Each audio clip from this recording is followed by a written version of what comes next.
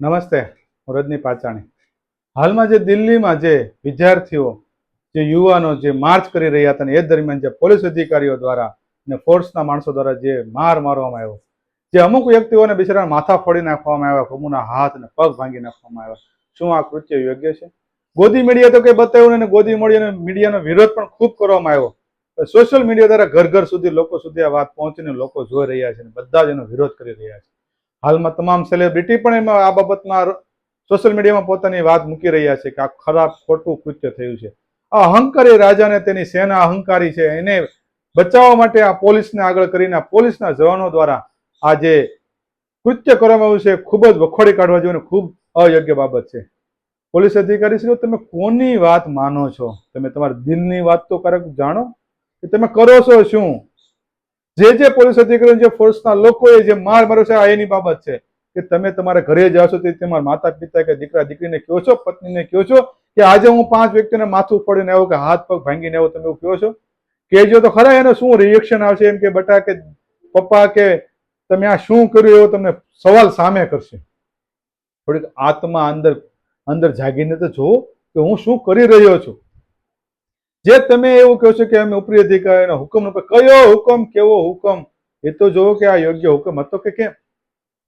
આ ઉપરી અધિકારીઓ કોને ચાપલુસી કરે? આ રાજનેતાઓને પગ ચાટ્યા કરે. અને તમે મોતના ભાગીદાર તમે બન્યા છો, મોતના જવાબદાર તમે બન્યા છો. આવું કૃત્ય કરતા પહેલા તમારે 5 વખત વિચારવું જોઈએ કે હું કરી રહ્યો છું શું. મદદ કરી શકાય આવા જે યુવાનો વિદ્યાર્થીઓ દેશ માટે લડી રહ્યા હોય હાલમાં, એની માટે તમારે મદદ કરી શકાય અને રસ્તો બતાવવો જોઈએ, બચાવવા જોઈએ. તમે કર્યું શું? બર્બરતા દાખવી, દંડે લાકડી વડે મારવાનું શરૂ કર્યું, આંસુ ગેસના ગોળા છોડ્યા, છોકરીઓ દીકરીઓ સાથે ખરાબ વર્તન, ખરાબ રીતે મારવામાં આવ્યો, ખરાબ રીતે કપડા ફાડી નાખવામાં આવ્યા. કેટલું ખરાબ કૃત્ય છે, એ તો વિચારો તમે. આવું ક્યારેય પણ ના કરવું જોઈએ. જ્યારે ભારત દેશ આઝાદ થઈ રહ્યો હતો, જ્યારે અંગ્રેજોના સકંજામાં હતો, ત્યારે વીર જવાને પોતાની શહીદી આપી.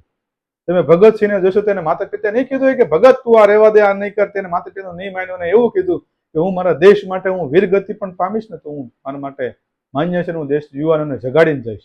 વીરગતિએ પામ્યા. સુભાષચંદ્ર બોઝ, એને નહીં કીધું માતા પિતા સુભાષ તું એક આઈએસ ઓફિસર છો, તું ઓર્ડર કર, હુકમ કર, તારે આવું વસ્તુ કરવાની જરૂરિયાત નથી. ચંદ્રશેખર આઝાદ, હે તમે નહીં જોયું હોય? નથી કહાનીઓ સાંભળી? નથી વાંચ્યા એને?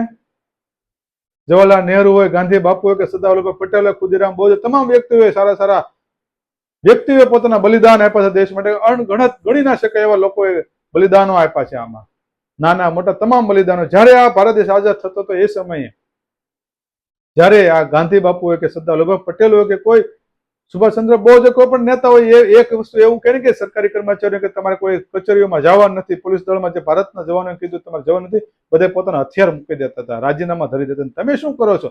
ચાપલુસી સાટો સુપ્રા અધિકારીને, એસપી, ડીવાયએસપીની, સીપીની, ડીજીપીની. આદેશનું પાલન, કયા આદેશનું પાલન? આ ફોર્સના અધિકારીઓ કે કયા આદેશનું પાલન? તમે જોશો કે લોકો જોઈ રહ્યા છે, શંકા કરી રહ્યા છે કે જેની પાસે કોઈ ડ્રેસ નથી હોતો, માત્ર હેલ્મેટ પહેરીને લાકડી લઈને આવી ગયા છે, નેમ પ્લેટ નથી. ક્યાંથી આવા ગુંડાઓ જેવા વ્યક્તિઓ? ખૂબ ખરાબ શબ્દો વાપરવા પડે છે. તમામ પોલીસ અધિકારીઓ આવા નથી હોતા. ઠેક ઠેકાણે આવા કૃત્ય કરવામાં આવે છે. જ્યારે ત્યારે આંદોલન કરે, પીસફુલથી આંદોલન કરે, તે પોલીસ અધિકારીઓ દ્વારા કે ટાસ્ક ફોર્સના વ્યક્તિઓ દ્વારા મારવામાં આવે.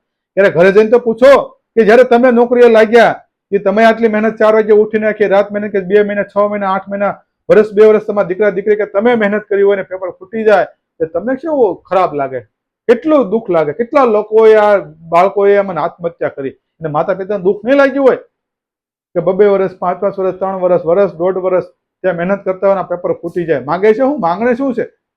માત્ર ને માત્ર જે ધર્મેન્દ્ર પ્રધાન છે એનું રાજીનામું આપવામાં આવે અને સાથે જે આજે પરીક્ષામાં જે જવાબદેહી નક્કી કરવામાં આવે, પેપર ફૂટે નહીં, સારી રીતે પરીક્ષાઓ લેવામાં આવે, આ એની જવાબદેહી નક્કી કરવા માટેનું એક આંદોલન છે. એમાં તમે શું કરી રહ્યા છો? ભગવાન પાસે તમામ લોકોના જોખા લખાય છે. તમારે અહીંયા એમ હશે કે અહીંયા અમારું કાંઈ ઉખાડી કોઈ નહીં લે, તો ભગવાન તમને મૂકવાનો નથી.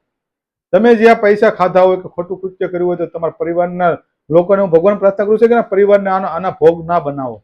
જેને આ કૃત્ય કર્યું છે એને પોતે ભોગવવાનું. ભગવાને કહું છું કે એને પોતાને જ ભોગવવાનું, અહીંયા જ રહે, એના પરિવારને ના ભોગવવાનું થાય, એવું ભગવાને પ્રાર્થના કરું છું.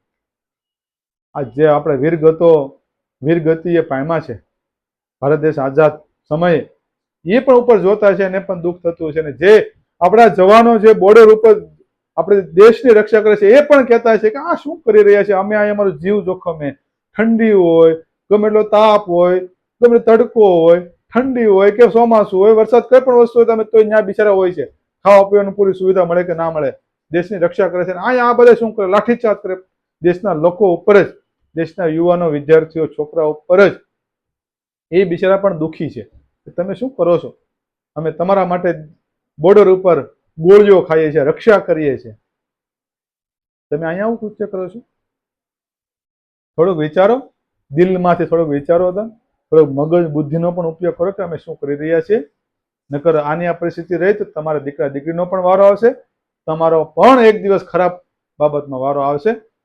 જય હિન્દ, જય ભારત.